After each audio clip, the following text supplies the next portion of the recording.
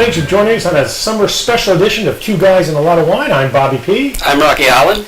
And I'm pleased to have a very special guest, Mr. Keith Norton, Bureau Chief at the Department of Education. Yes, I'm the Chief Strategy Officer for our department for the last 4.5 years. And I know we've had a few drinks before, and I'm glad you finally were able to come on the show. We've talked about it in the past, and I'm looking forward to some of our selections. And it's going to be a Hooray for Rosé show. It's summer. You're going to be watching this show, I guess, in August sometime. So Rocky and I decided to do an all-rosé fest this evening. And we should have some interesting samples here to choose from. Before we even get started, I want to send a shout out to Nancy and Danny Sandstrom in Hudson, Florida. Thanks for watching, guys. And Dan, I know you just had a great trip to Alaska, and we hope to get to see you guys soon. So thanks again for watching. So, Rocky, my first selection tonight is, we talked about Portuguese rosés. I think you've talked about Portuguese rosés. We haven't had a lot of them. Mm-hmm. And I did a Vinho Verde. I found this great little Vinho Verde 2022. And Vinho Verde, there's going to be a little effervescence in this. If you want to start pouring yourself some down there. Okay. And it's kind of an interesting one, Keith. Do you drink Vinho Verdes at all with that little essence sometimes? A little bit, yes. And I sort of like them in the summertime. They tend to be on the cheaper side, but they tend not to be very good if they're not cold. So this one is kind of interesting. It's a 4-wine varietal rosé. And I can't even pronounce that. I'm going to try, Rocky. So it's the Mapreco Vinho Verde.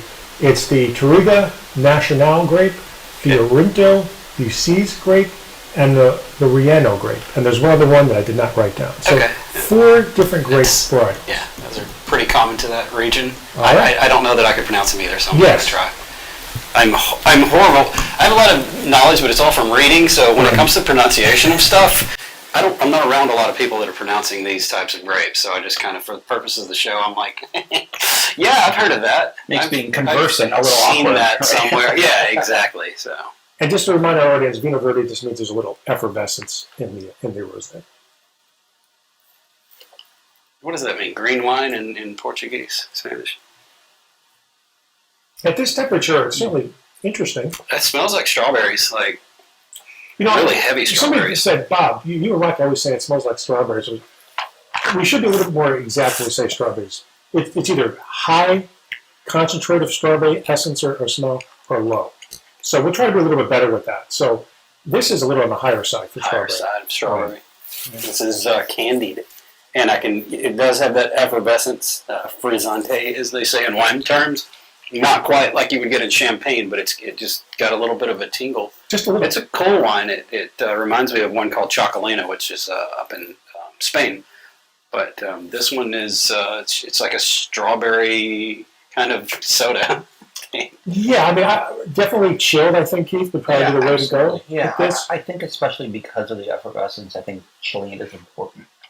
But the effervescence gives it just a little bit more of a summer blast, I think. As we're talking about summer wines today. So. Right, and I think this is fine to sit out on the back porch and drink alone, or even at table with dinner or something. I think it's very versatile, and I love that. Just again that splash of effervescence. You get it right in the end. Yes, especially you do, and it's one of those wines that it's a little strong forward, right? But it does dissipate very quickly. So it does. I could drink this. I could drink this whole bottle. It's almost like you can tell that the alcohol is a little bit lower than I think it's 10.5. 10.5. Okay, so that makes it easier to drink. Obviously, easy quaffing wine, porch pounder as we call them. And looking ahead at the week and weather coming up, they're saying it's going to be very unstable. It's going to get a lot more humid. If it's hot and it's humid, I want more of a wine like that. Mm. I agree. I think it's better on the lower concentrate of the alcohol. Exactly. Because you're going to be drinking a lot of it. Right. So if you drink it too it's too high, it's going to hit you a little harder. But right, exactly. I think that's a winner. I mean, you're down at the shore a lot like we are. Right. So I think that's something certainly you can drink very comfortably, not in the direct sunlight, but if you're just sitting on your back patio with a little shade. But I think that's great. And a great picnic wine, too. I think it is a great picnic wine. And it's between $8 and $10, so you certainly can't beat that. Oh, wow. Okay. Actually, I take that back, Rocky. It's between $10 and $14. Oh, well, so, still a bargain. Yeah, cheap at twice the price. You can find it locally. I think this one was from Park Road. Liquors, Park Road. Yeah, I like, occasionally I like to drink the sparkling rosés. And then sometimes I like a flat rosé, and this is just kind of lands somewhere right in the middle of when you're not in the mood for sparkling, but you're not in the mood for flat. This is what you would have. Pretty cool. All right, so I'm going to give this one a thumbs up. Yeah, this is a thumbs up for me too. Thumbs up. Yeah, You three start with thumbs a up. thumbs up. Now, I'm going to have the second wine tasting because that's the way we have them lined up. So as usual, I had to get a French because Bobby P loves his French rosés. So it's a Chateau Vinho, and this is another 3 varietals of grape. It's a Shiraz, Syrah, Cabernet Sauvignon, Grenache, Cinsault. Is that how it's saying? Cinsault? Cinsault. Cinsault. And once again, beautiful bottle that Rocky starts to pour down there. Of course, Rocky still has some in his glass. I brought a dump bucket this time. I forgot the dump bucket last time. That's why I was getting. And My as wife I was were mad talking at me. about earlier, this is a lighter color. So Keith's wine that's coming up is actually lighter than this one. So we have a really wide variety of colors tonight. So I'm curious to see what the taste difference is for these colors. So we've talked about it. Let's see if there is one. And I was doing some research because on our last show we had you said it was the #1 sparkling wine in Spain or something like that, rosé. Something #1 rosé in Spain. Anyway, I tried to find what the #1 rosé in the U.S. was, and I was going to bring one on the show, but it was the Chateau d'Esclans, the Whispering Angel, and those run north of $23 a bottle. So I kind of said, for the purposes of the show, when we're taking a couple of sips of it, I don't know that I really want to blow $23 on that one. I'm sure it's good. I think I've had it before, but I mean, for provincial rosé, do you really want to drop that kind of money when you can get some good ones for $12? Yeah, this is a provincial too, I believe. Yeah, This one here. that's why I brought it up. The #2 is Mirval, which is also from that same. That's my go-to taste right there for a summer rosé. Mm. It's almost Sauvignon Blanc-y to a little degree. Yeah. Maybe just a tad bit too much Sauvignon Blanc-y. It's got an herbal characteristic to it for sure. A lot of these from this particular region of Provence have this herbal characteristics. If I'm going to pronounce it right, Coteau, and Provence it's almost like I don't want to say a grassy note, almost like a kind of a peppery grassy note to it, that it's not just cherries and strawberries and watermelon and the stuff that you normally get in rosé from pretty much anywhere. This one's got a little bit of a herbal to it. So. Yeah, I would say, because I'm going to try to do better with this, when we say strawberry, this is mild strawberry too. Mm-hmm. And I'm going to go more apple with this one, because to me this, at least for my palate, this really reminds me of a Sauvignon Blanc to a certain degree. I get a little bit more apple in this. It's got a lot of Sauvignon Blanc characteristics, it sure doesn't does. it? It does. This is a wine. I think when we had the first one, I mentioned that this is something I could just drink on the back porch and not have any food. I would actually rather have this one with something to eat. Some grapes, some cheese, some crackers, some fruit. I think it's a good pairing wine, where that is a good standalone wine. Interesting point. I'll You're right. test that right now. I have never found that sometimes rosés or whites go very well with certain types of cheeses. Mm-hmm. I'll eat them because I'll pretty much eat anything. Yeah. But this is a hard, or is it a dry cheese? I can't remember what I put out there. Is that like That tastes like sharp cheddar. It is a sharp cheddar. You know, that's that something you right? want, like a Merlot. Yeah, it does. I think all cheese and all wines almost go together pretty well. I don't know that it would be the first cheese that I would reach for. The thing about rosé is that people always talk about with food, and it's always been red wine with beef and white wine with chicken and fish. And really, what you want to think more of is how pungent is the wine and how spicy, how pungent is the food. If you've got a really spicy, garlicky something, you want like a wine that's in your face kind of wine. Rosé is incredibly delicate. Most of them are. So you want really delicate foods. And what would that be? I don't know. I mean, whatever A lot of fish, probably salad. Probably, yeah. A lot of summer food that you would eat in a restaurant. Yeah. Shrimp, it's not too spicy. Probably lobster would probably very well too. I find that foods that are on the saltier side tend to also pair pretty well with rosé. But rosé is a tough food pairing wine, pretty much across the board. At least in my experience, I'm always trying to pair food and wine. Rosé is probably the toughest one. Well, I got to say, really, you're going to have that opportunity because Rocky's coming down to stay with us for a little bit this year in Newport, and we're taking them to one of our favorite BYOB restaurants. So we're going to have a pairing fest at this restaurant. So definitely plan on having a rosé with you, Rocky, because they have a good selection on their menu that goes with pretty much everything. So once again, even though this is my selection, I might be a little biased. I'm going to still give this a thumbs up because this is the kind of rosé that, even though it's a little Sauvignon Blanc-y, it's enjoyable.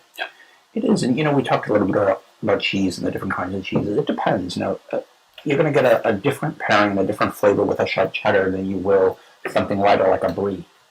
That's very, very mild. I think brie would be there. Exactly. So I think your lighter cheeses, the ones that you'll find in the cheese shops, and then there's some of the farms that we have around Connecticut. There's a great one in Colchester, Connecticut, that makes their own cheese, and you can actually buy different kinds and different cheese and different levels of sharpness, and they'll tell you about them. And I think if you're looking for a summer picnic or a summer party, just a few friends over, and you want to do something like that, choose your cheese carefully if you're going to have a nice wine like this. This is also between $13 and $16 pricing. Do you have a lot of rosés in your collection? I know you have a pretty extensive wine collection. Yes, I do. I always slide more towards white than red, and then in the summer I go more towards rosé. What type of wine?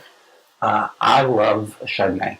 You were a Chardonnay? Yeah. Oh, well, we've had so many discussions on Chardonnay on this show. Right. I'm not a big buttery Chardonnay, but I can't stomach like French Chardonnays are fine. I like French. I actually like the South Australian Chardonnays too, to be honest. Okay. I think they're lovely. I think they're light. They don't punch you in the mouth. I always say I don't want a wine that's going to punch you in the mouth. I can find that. On the streets. I can get on the street. I can offend somebody and start fighting it punch in the mouth, right? I want my wine to just complement what I'm eating or complement my mood. I don't need anything really sharp. Even if I'm going to have something like a grilled steak, I don't need a very strong red to complement that. Something smoother, something lighter. We do have rosés in the collection as well. All right, so another thumbs up for me, and I think Keith has the next selection, so very curious about this one, Keith. I love the bottle. So this is a great wine. This is a Côte de Provence. It's a great light rosé. The price point is about 18 to 23, so it's a little bit up there. Yeah, absolutely. I wanted to bring it for a couple of reasons. I love the label. I love the nautical label. I do too. But also, I think that this will satisfy a lot of different palates if you like a rosé. So if you want to start. Once again, beautiful light color, which I tend to like. Right. And it's actually a little lighter than mine. I'm very curious to see how the two compare. Yeah, Do you know what the grape varietals are on this one? I don't, but I can tell you that the flavor usually slides more towards peach and apricot. Which I like that. And just a little bit of spice, but it's not overpowering. Yep. And this is local, right? You can get this around. Absolutely.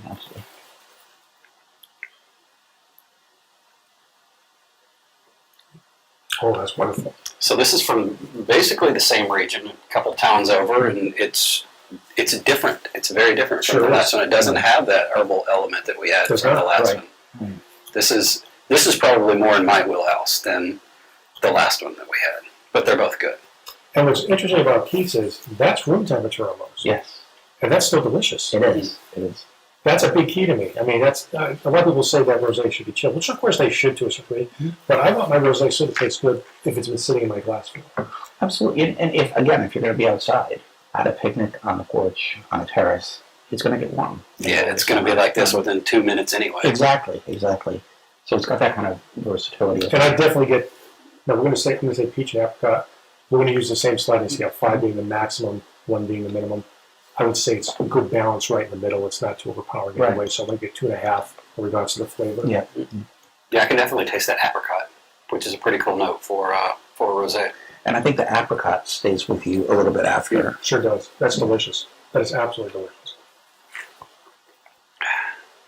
I'm really surprised that I would enjoy a rosé, even though I have so much at room temperature. Right. Because that pretty much that's not warm. It's room temperature in the studio. And people are always saying, what's the difference between a $10 bottle and a $20 bottle? We're finding out right now. Mm-hmm. We're drinking this at room temperature. It's a rosé, and everything's perfectly balanced in it. Sure. Normally when something slips to room temperature, if it's a rosé or a white, the alcohol just starts to slap me in the face, but that's not happening with this. I would be curious to know what this tastes like fully chilled, and I don't know that it would be. I think I might actually like it better. Yeah, closer to room temperature. I don't think it's appreciably better when it's really cold. Yeah, and these are both mine, and I think Keith's are both 13, right? 13% alcohol. 12.5. 12.5. 12.5. Right. Yeah. That's pretty standard for rosé. I just love the color of this. The only thing that I've ever seen, I don't think we had it on the show, but there's one called Gris Blanc that is from the Gerard Bertrand line that looks like this. It's almost white wine. You're looking at it, and it almost looks like a white wine, but you can just see a little bit of skin contact that they had when they made this wine. You know, I think if you had a blind taste test, or literally blind, if you were blindfolded and tried them, you would think it was a lot darker than that bottle represents. You know, you could be right on that. Absolutely. Yeah. That'd be fun sometime. Well, let's get a hooray for Rosé continues tonight. Yeah. So 3 good ones right off the bat. So Rocky's choices are up next, and I just want to say that once again, I'm really surprised how good the 3 have been so far. Okay, so I went to Maximum Beverage, and I asked Connor what something that was a little off the wall. Actually, I found this, and then I asked him. I said, "Is this good?" And he said, "This is fantastic." And so this is from Turkey. Oh, this is Have we ever had a Turkish wine on the show? If I have, I don't recall. I don't think so. I don't recall doing, but so I've never had this. I couldn't tell you the last time I had a Turkish wine. I'm sure I've probably had a Turkish wine at some point. The grape is called Calcarassi. I'm assuming that's how it's pronounced, but never had it. This is a whole new varietal that I have never experienced. I can tell you right now. If I have had a Turkish wine, it could be so long ago that I just don't remember. You never see it on the menu. You do not. Right.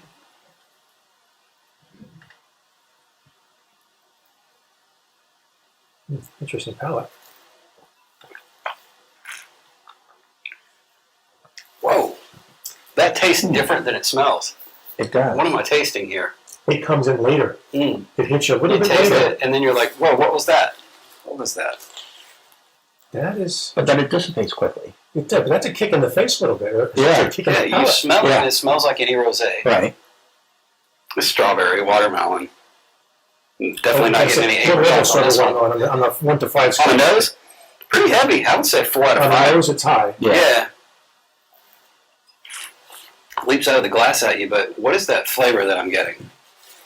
And again, I don't drink Turkish wines.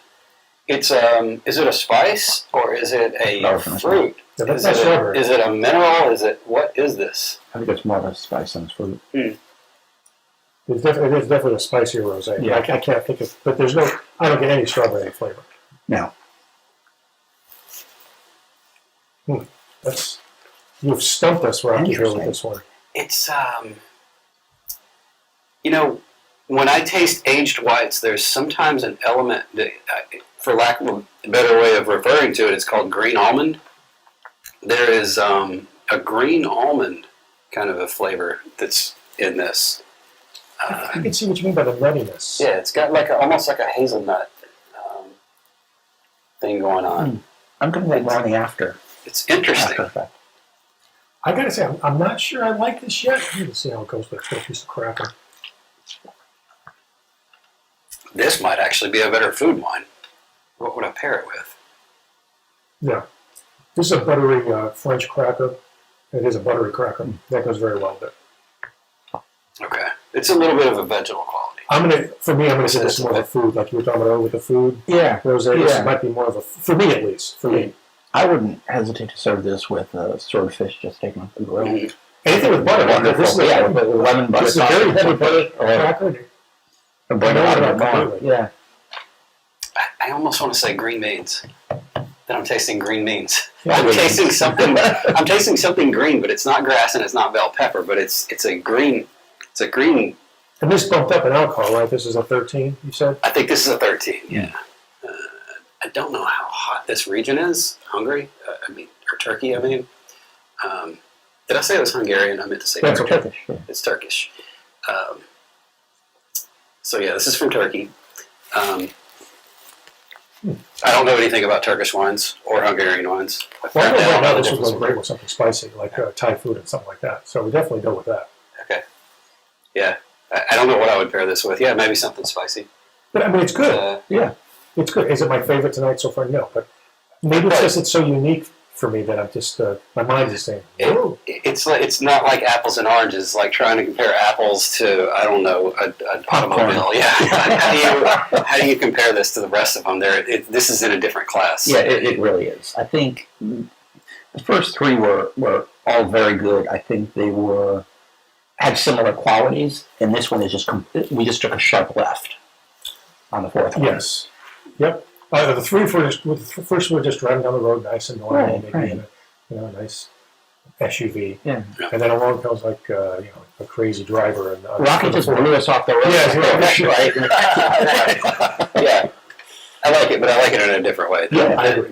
So. For me, I'm going to give it a half. Yeah, but I could change. I could change over time and maybe. Yeah, I'm going to say thumbs at maybe 11 o'clock, somewhere around there, 1 o'clock. It's not a full thumbs up, but it's not a thumbs down or sideways either. All right. Well, that's very interesting. Right. So we are now on the Meiomi, which I'm sure a lot of people are familiar with the brand name, but I'm not sure if they've had their rosés. So what I wanted to do when we did the show is kind of, skip around from different regions, and then there's California. Mm-hmm. What do you do with California rosé? Like, I'm not going to bring a Behringer White Zinfandel. For ages and ages, it was all California White Zinfandel. It was just, if I had to say what most California rosés, it wasn't even called rosé, it was just White Zinfandel back in the 90s, and it just tastes like rubbing alcohol with some strawberries thrown in. Right. It's one step above moonshine. That's how bad the rosés were in the USA in the 90s. And then now Meiomi comes along, and they did to Pinot Noir something that they had this whole Tri-County thing where it's everybody wanted to be Meiomi. Meiomi just became the number one Pinot Noir for a long time running, and then you got all these copycats of the Meiomi Pinot Noir. I've never had the Meiomi Rosé. It's made from Pinot Noir. It's from USA, so we're getting USA box This is a virgin tasting for you too? Yeah, I've never had this. Wow, if I've had this, no, I haven't. If I've had this, I don't remember it. And I'm not a big fan of Meiomi in general, and I'm also not a fan of what Meiomi did to the wine market with Pinot Noir in the USA, but I'm willing to give it a chance. We always give our wine an equal opportunity. This is an equal opportunity show. Now, whether or not it's allowed to move on to the next level with us, that's all. We'll see. My wife is texting me, did you start taping yet? She knows I'm taping. It's pretty good to say, I don't like this kind of wine. I don't usually buy this kind of wine, but I'm going to bring it on the show, I think. This is probably the mildest aroma of all four, so we've tasted so far. Okay. I'm going to go. Oh. I'm going to go ahead and say that this probably is not dry. This is off dry at best. In terms of dryness, dryness typically means, just in pure chemical terms, 5 grams per liter of residual sugar. So when you make the wine, it's just grape juice, which is all sugar, and then eventually the sugar turns to alcohol. But sometimes they'll leave some of that sugar in there. They'll stop the process because they want it to be sweet.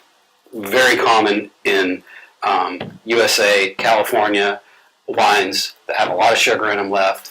Something that I don't like. It's something that I don't like about regular Meiomi, and this one I would say is at least, it's not dry, at least 7-8% residual sugar, if not north of that, because it does taste kind of sweet. Interesting. See, I would not agree that for my palate it's overly sweet. However, I would say that all four of the rosés we've had tonight, its flavor drops off the fastest. It is, but I gotta go with Rocky on this one. This hits me very sweet. It does. Compared to the other four that we've had, wow. It's very sensitive to sweet, but I feel like it's, people oftentimes confuse sweet with fruit, and you can have something that's bone dry, no residual sugar whatsoever, but has a lot of fruit. This has a medium amount of fruit, and what we're dealing with now is the Pinot Noir grape, whereas most of your rosés, the market is dominated by rosés that are driven by Grenache, Syrah, and so Mourvedre, all these Rhone varietals that work really well in rosé. And then you've got Pinot Noir, which can be super hit or miss. If you've ever had a Sancerre rosé, I typically don't like them very much. They tend to have a little bit of a vegetal quality to them. This one right here, straight. They say it's 100% Pinot Noir. The jury's out on Meiomi. Some people will tell you that Meiomi puts like Syrah and all kinds of other things. I've heard Riesling goes into it. I don't know, but from what I've read, this is 100% Pinot Noir. I think it's kind of sweet. It's got a little bit of a honey note to it. Yeah. It's not offensive. No. I could drink it, but I feel like if I drank this whole thing, I would probably have a headache the next day because sweet wines tend to give me headaches. So we're, at least in the consensus on the left side of me, that this is probably the sweetest rosé. Absolutely, yeah. This is the sweetest rosé that I've had in a while, and that was, and again, California just you sell what your market wants. And right. People in America love California wines that have a lot of sugar on them. So I can't fault Meiomi for making this wine. It's not in my wheelhouse personally. What's the price point, Rocky? This sells between, I'd say, around $14 to $17. It's not cheap. I'd rather pay 18 to 23 for mine. Sure, yeah. Hey, kick in that extra $5 for yours, for sure. All right, so 5 very fascinating selections this, tonight. We forgot to do last time. No, we still got 2 minutes. No, we got. Oh, okay. We are getting our 2-minute signal, which is always goes by so fast. So I know what my favorite wine is tonight. So I'm going to let our guest and Rocky decide first what they're going to pick. We'll see what the consensus is. Do you want me to go first? You go first. You know what my favorite was. The one in the middle here. I don't remember what it was That's called. mine too. Yeah. I think we can say that. So, our guest me not getting back on the show again. Not at all. But what I hate, I love when we have there was one show, I guess it was 2 shows ago, where there was a wine that ran like $7 or $8 that won the best in glass. Absolutely. But this one is right. you expect the most expensive wine to get the best in glass award, and it did this time. It did. The universe is working as it's supposed to work. It is, but I gotta say, my close second is the Mapreco. I love that. The Mapreco is up there. There's no dogs on the table. No. So we're talking about a pretty, but the standout is still Keith's. Yeah, I like that. It was just so smooth. It's one of those wines that it's dangerous because I could just sit there and drink it because I'm not tasting any alcohol in it. And before you know it, I'm like, this is not beer. You need to slow down, buddy. Right. But if I had to go second place, I actually like this Turkish. I thought the Turkish wine was really kind of cool in a weird way. But so I got to ask our guest, Keith, I said, since you brought the favorite wine in tonight, what are you doing the rest of the year? Because you must have some other interesting selections that we might also agree are probably some of the best. I do.